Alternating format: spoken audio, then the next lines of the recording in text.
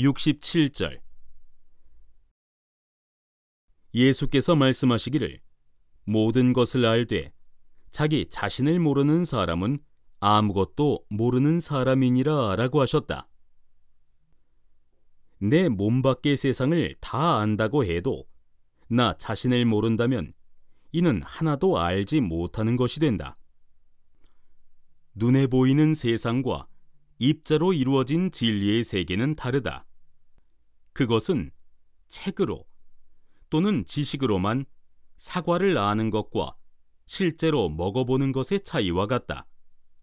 내 몸을 완전히 안다는 것은 내 몸을 이루는 입자의 법칙뿐이 아니라 내 영혼까지를 완전히 알아야 한다. 그것을 아는 것이 바로 영생으로 가는 길이다.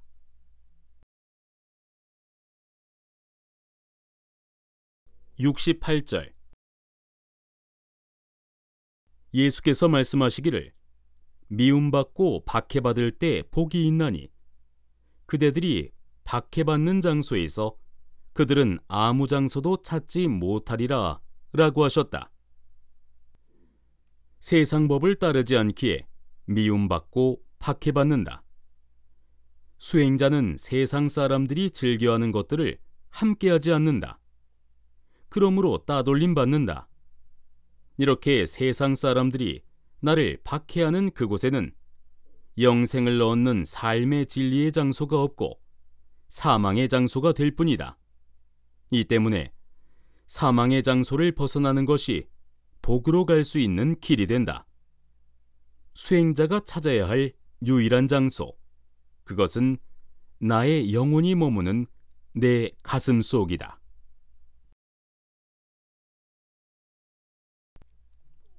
69절. 예수께서 말씀하시기를 그들의 마음속에서 박해를 받는 자들은 축복을 받을 것이다. 그들은 진실로 아버지를 알게 된 자들이다. 배고픈 자들은 축복받을 것이다.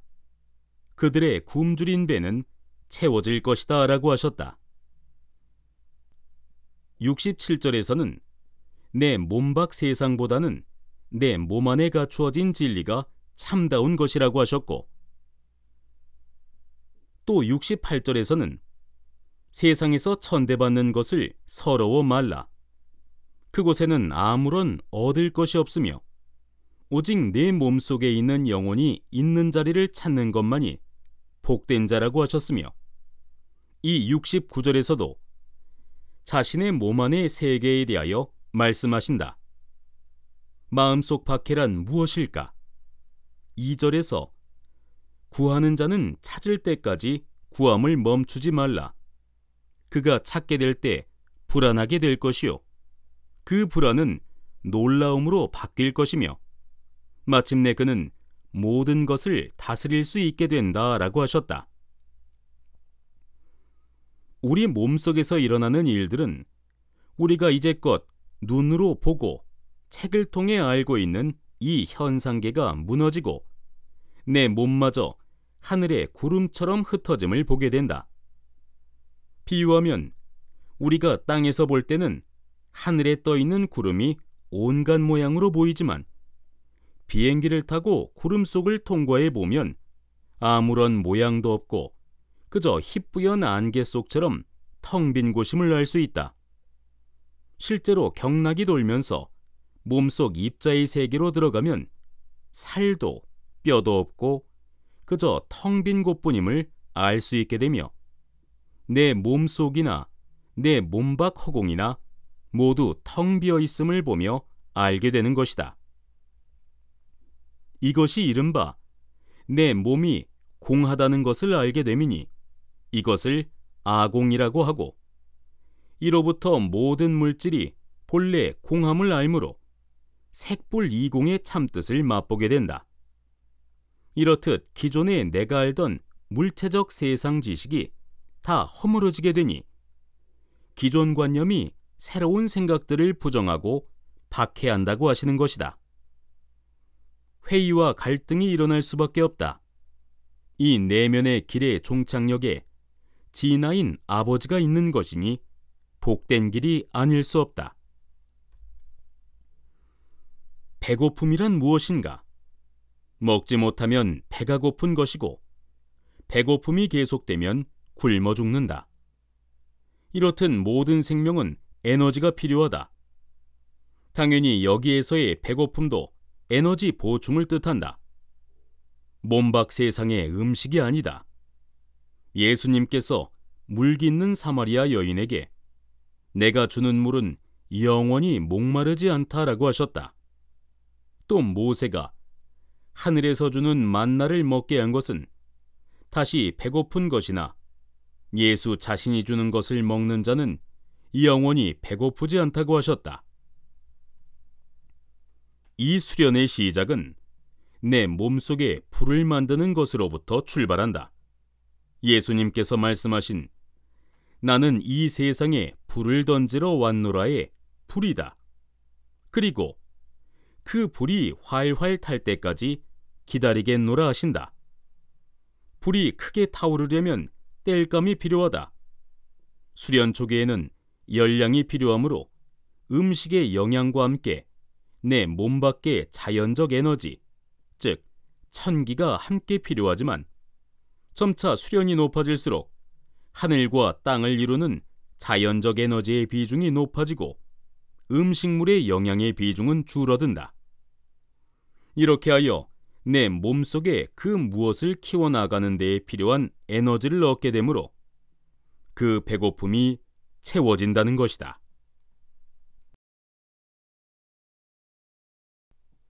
70절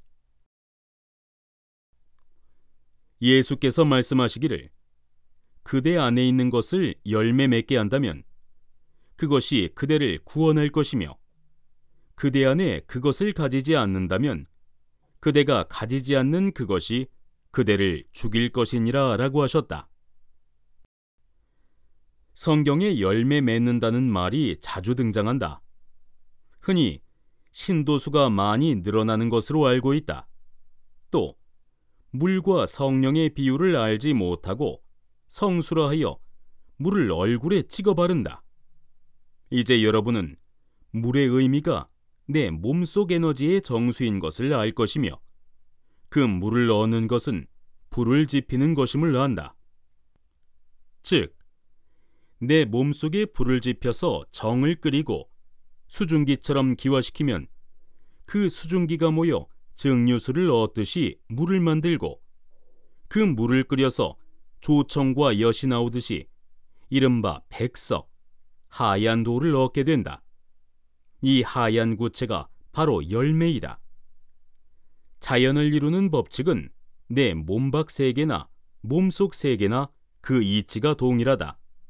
이 때문에 내 몸속에서 궁극적 시발점인 무극까지 깨닫는다면 우주의 본질도 깨닫게 되는 것이다. 그러므로 내 몸속에 베풀어진 소우주를 아는 것이 먼저이다. 이 열매를 얻는 것이 바로 구원받는 열쇠가 되는데 이 하얀 돌이 있어야만 나의 성령에서 성령의 빛이 출현할 수 있기 때문이며 이 성령의 빛이 하얀 돌 속에 자리 잡아야만 그 성령의 에너지가 점차 크게 자라나서 나의 진신을 형성할 수 있게 되므로 나는 이를 유정란에 비유하였고 불가에는 견성, 기독교에서는 인자, 즉 성령의 인치심을 받은 자라고 하였다. 인친다에서 인은 도장 인자이다. 즉 하얀 돌에 이름을 새겨 넣는다는 것이다. 알고 보면 이렇게 불교와 선도 그리고 기독교까지 동일한 진리를 각기 다른 언어로 표현하고 있다. 사람의 몸이 동일하고 그 몸이 만들어진 이치가 동일하므로 정도 또한 동일할 수밖에 없다. 예수님은 이 같은 길을 가셨으며 자신이 듣고 보고 익힌 것을 우리에게 가르치신 것이며 그 가르침의 진실이 이 책 도마에 들어있다. 간혹 정치인들은 취지가 좋은 법안도 자신들의 이익을 위한 법으로 변질시켜 사용한다. 오늘날 중동 지역에서 일어나고 있는 종교 전쟁도 각 종교단체에서 신도들에게 행하는 일들도 이에서 벗어나지 않는다. 이 때문에 예수님은 가족이나 기존의 기득권자들의 집단 이기주의에서 벗어나 홀로 서라고 하시는 것이다. 우리는 어느 곳에 살든지 어떠한 종교를 믿든지 간에 예수님이 말씀하시는 이 열매를 얻는 자는 살아서 영생하는 천국의 티켓을 얻을 것이요, 내 몸속에서 나 스스로 얻을 수 있는 그 티켓을 얻지 못하는 자는 죽게 될 것이다. 천국행 티켓의 예매표인 이 흰 돌은 하늘이나 땅 속에 있다는 그 어떠한 신도, 또 부처님이나 예수님도 내게 선물할 수는 없다. 하물며 일반 성직자들이 우리에게 줄 수 있겠는가? 내 몸 밖에 그 어떠한 존재도 영생의 도를 나에게 줄 수는 없다. 다만 예수님처럼 나 스스로가 얻을 수 있도록 가르쳐 줄 수 있을 뿐이다.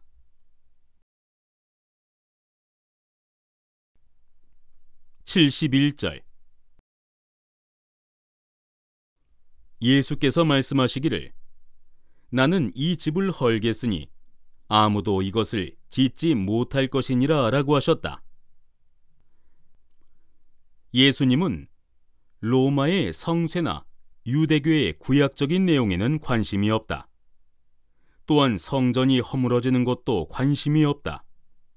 오직 내 몸 안에 진화를 재현시켜서 인류가 구원받기를 원할 뿐이다. 이 도마서에서는 나의 몸을 집으로 비유한다.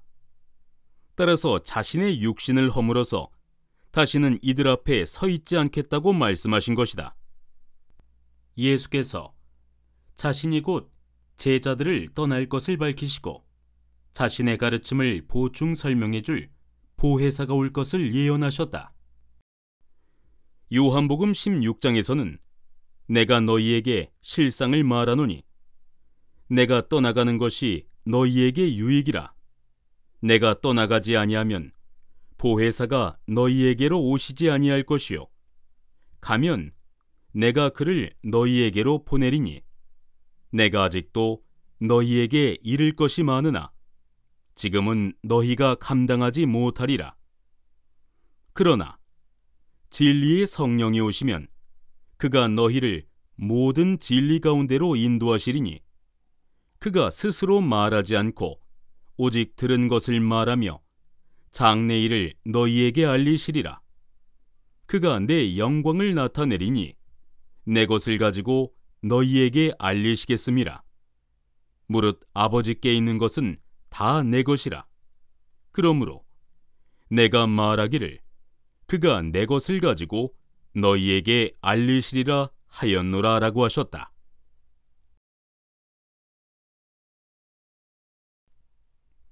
72절. 한 사람이 그분께 묻기를 나의 형제들에게 말씀하시어 나의 아버지의 재산을 나와 나누도록 해주십시오 라고 하였다. 그분께서 그 사람에게 말씀하시기를 남자여, 누가 나를 나누는 자로 만드는 것이냐 라고 하셨다.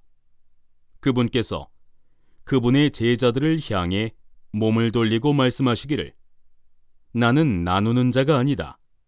그렇지 않은가? 라고 하셨다. 상속에 관하여 묻는 사람을 빌어서 하나됨을 설명하신다. 이 영생의 길은 하나됨을 이루는 길이다. 22절처럼 위와 아래가 하나됨이요, 안과 밖이 하나됨이요, 여자와 남자가 하나됨이다. 나와 내 몸속의 아버지가 하나됨으로써 소우주와 대우주의 경계가 무너져서 하나됨을 이룬다.